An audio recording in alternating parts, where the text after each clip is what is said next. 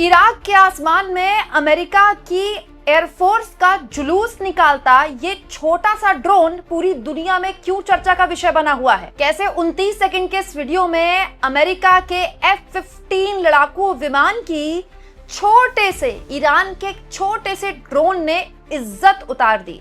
दोस्तों, मेरा नाम है कुमकुम बिनवाल। 29 सेकंड, जी हाँ दोस्तों, बड़ी बड़ी वायु सेनाओं का जुलूस निकालने के लिए कभी कभी 29 सेकंड का एक वीडियो भी काफी होता है। उन्हीं में से एक ये वीडियो है दोस्तों, जो कि ईरान के टीवी चैनल प्रेस टीवी ने शेयर किया है, जो पूरे दुनिया में अमेरिका की जो अत्याधुनिक एयरफोर्स जो कि है भी, उसका मतलब जुलूस निकाल रहा है, उसकी बेइज्जती करवा रहा है। क्योंकि दोस्तों, इस वीडियो में एक अत्याधुनिक F-15 विमान एक छोटे से इत्तू से अधने से ड्रोन को मार गिराने में न केवल नाकामयाब हो जाता है, बल्कि ड्रोन वो कर देता है जिसके लिए उसको भेजा गया है। दोस्तों, ये वीडियो इराक के आसमान का है, बड़ा इंटरेस्टिंग वीडियो है। एग्जैक्टली इस वीडियो में हो क्या रहा है जरा गौर से देखिए। तो जो छोटी सी चीज आपको आसमान में दिखाई दे रही है ना, ये है ईरान का शाहेद ड्रोन, शाहेद 136 ड्रोन। ये जो छोटी सी चीज आसमान में है, ये अपने टारगेट को अचीव करने के लिए निकली। तो उसको काउंटर करने के लिए, उसको उसके टारगेट से हटाने के लिए अमेरिका ने अपना F-15 लड़ाकू विमान उतार दिया। मतलब अत्याधुनिक लड़ाकू विमान है अमेरिका का F-15। उसको अमेरिका ने एक अधने से ड्रोन को निशाना बनाने के लिए, उसको हटाने के लिए मैदान से उतारा। लेकिन दोस्तों, कुछ सेकंड में अमेरिका का ये जो F-15 विमान है, इस ड्रोन से पंगा नहीं ले पाया। ड्रोन नीचे की तरफ आ गया, जमीन के करीब आ गया। और क्योंकि फाइटर प्लेन के लिए जमीन से एक निश्चित दूरी बनाए रखनी जरूरी है, नहीं तो क्रैश होने का डर रहता है, इसलिए फाइटर प्लेन को उड़ान भरनी पड़ी, क्योंकि वो इतना नीचे नहीं आ सकता था। और उसके बाद ड्रोन वहां शायद अपना टारगेट अचीव कर लेता है, जो कि उसको करना था। देखिए, उसके बाद इस वीडियो में यहाँ धुआं दिखाई देता है। दोस्तों, 29 सेकंड का ये वीडियो है, मात्र 29 सेकंड का। लेकिन क्यों ये अमेरिका के अत्याधुनिक लड़ाकू विमानों का जुलूस निकाल रहा है दोस्तों? और इसके अलावा ये वीडियो कैसे ईरान के शाहेद 136 ड्रोन का जलवा दिखाता है, आसान भाषा में आपको बताती हूँ। दोस्तों, ड्रोन क्या होता है? ड्रोन इतना या इतना बेसिकली बहुत बड़ा नहीं होता है।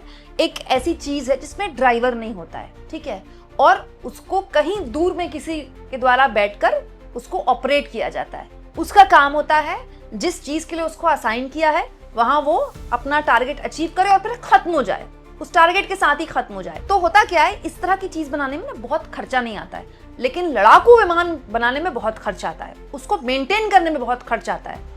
और उसके लिए जो पायलट आप ट्रेन करते हैं, उसमें भी कोई भी सेना बहुत इन्वेस्ट करती है। अब दोस्तों, ये तो अपने आप में बड़ी किरकिरी है अमेरिका की, क्या उसको एक ड्रोन को मार गिराने के लिए अपना F-15 लड़ाकू विमान उतारना पड़ रहा है। बड़े शर्म की बात है। और जब उतार ही दिया था तो ड्रोन को मार ही गिरा देते। ड्रोन को तो नहीं मार गिरा पाया, F-15 उड़ गया। आप समझिए, ये जो शाहेद 136 ड्रोन है, इसका जलवा ऐसे क्यों चल रहा है? इस युद्ध में इस ड्रोन ने खूब जलवे बिखेरे हैं। जैसे दोस्तों, शाहेद 136 ड्रोन जो है, ईरान ने ही विकसित किया है।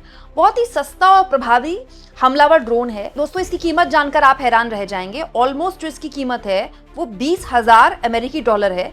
20,000 अमेरिकी डॉलर अगर हम इस वक्त जो करेंसी चल रही है भारत की 93 के आसपास, अगर उससे चेंज करते हैं तो ये पड़ता है ऑलमोस्ट 18 लाख, 18.5 लाख के आसपास। वहीं अमेरिका के इस F-15 फाइटर जेट की कीमत है करीब 95 मिलियन से 97 मिलियन के आसपास।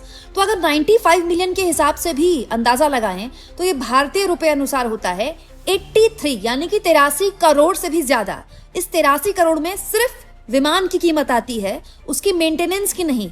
मतलब आप सोचिए, 18.5 लाख का एक ड्रोन चकमा दे गया एक फाइटर जेट को।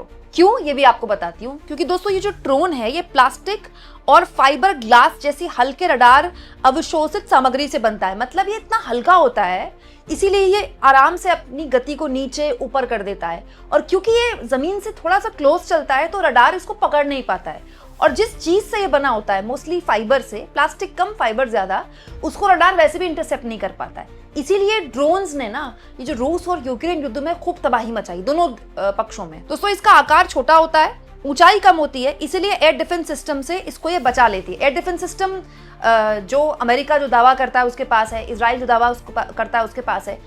वो इसको चकमा दे देता है ये ड्रोन, क्योंकि छोटा होता है और जिस चीज से बना होता है वो उसको इंटरसेप्ट नहीं कर पाता है। दोस्तों इसके अलावा शाहिद जैसे ड्रोन की स्पीड भी बहुत कम होती है, लेकिन कम ऊंचाई में उड़कर रडार से ही बच जाता है।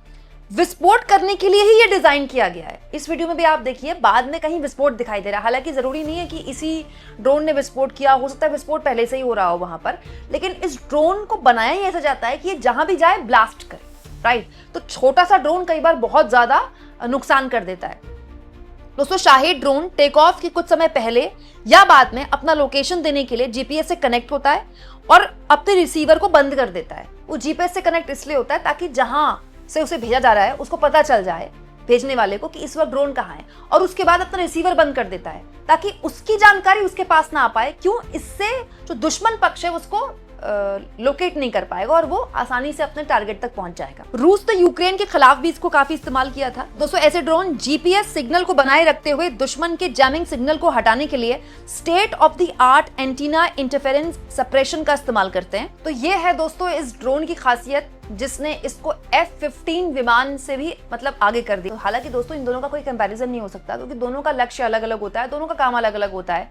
लेकिन ईरान ने यही तो किया है पूरे युद्ध में। उसने अपने सस्ते ड्रोन्स और सस्ती मिसाइलों से इजराइल और अमेरिका को न केवल छका दिया, बल्कि पूरी दुनिया को दिखा दिया कि ये जो न्यू एज वॉर है ना, इसमें आपके पास बहुत महंगे हथियार ना हो तो भी अगर आपके पास सही रणनीति हो और सही जानकारी हो, ये सबसे इंपॉर्टेंट है ना।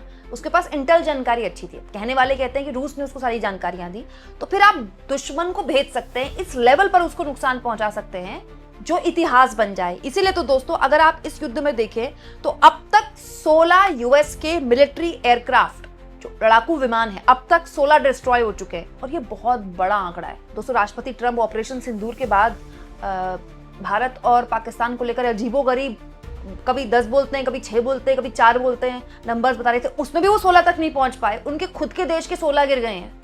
ये बहुत बड़ी बात है। मतलब एक एक प्लेन गिरना ऐसे वॉरफेयर में ही बहुत बड़ी खबर होती है। इनफैक्ट दोस्तों अभी कुछ दिन पहले अमेरिका का 6,580 करोड़ की कीमत वाला मतलब चलता फिरता रडार सिस्टम कहते हैं उसको, सऊदी अरेबिया के एक बेस में ईरान ने उसको निशाना बनाया था। दोस्तों इसको बोलते हैं अवाक सिस्टम, जो कि दावा किया था ईरान ने कि उसने उड़ा दिया है। दोस्तों बाद में ये कहा गया कि उसको हल्का नुकसान पहुंचा। हल्का नुकसान नहीं पहुंचा, बाकायदा फोटोज शेयर की थी ईरान ने, उसको पूरी तरह से उड़ा दिया था ईरान ने, और ये भी बहुत बड़ी क्षति थी। ये एक ऐसा सिस्टम था जो हवा में, आसमान में न केवल चलते चलते फ्यूल भर देता है अपने ही देश के दूसरे फाइटर जेट्स हैं, बल्कि एक चलता फिरता रडार सिस्टम होता है। उसको उड़ा दिया सऊदी अरब के एक मिलिट्री बेस में, अमेरिका के मिलिट्री बेस में ईरान ने। और अब ये F-15 का कंपटीशन हुआ एक सस्ते ईरानी ड्रोन से, और वहां भी अमेरिका टिक नहीं पाया है। दोस्तों अगर आप दुनिया का इतिहास खंगाले ना, तो आपको ऐसी बहुत सी लड़ाइयां मिल जाएंगी जहां पर एक बहुत ही कमजोर पक्ष ने अपने से बहुत मजबूत पक्ष को न केवल छकाया है बल्कि हराया है। क्यों? इसलिए नहीं कि उनके पास कोई पराक्रमी सेना थी, इसलिए कि उनके पास सेना जो थी उनका उन्होंने बहुत शानदार इस्तेमाल किया, और उनकी ये रणनीति बहुत जबरदस्त थी। वो उस युद्ध के लिए बहुत पहले से तैयार कर रहे थे। और अब जिस तरह से ये सब कुछ चल रहा है, ईरान अगर इस युद्ध के लिए 40 साल से भी तैयारी कर रहा हो ना, तो गलत नहीं होगा। लोग यही कहते हैं कि ईरान इसके लिए 40 साल से तैयारी कर रहा है, जब से अमेरिका और उसका पंगा बढ़ा है। अब देख के लग रहा है कि 40 साल की तैयारी होती क्या है। आप इसको किस तरह से लेते हैं? कमेंट बॉक्स में लिख के बताइएगा।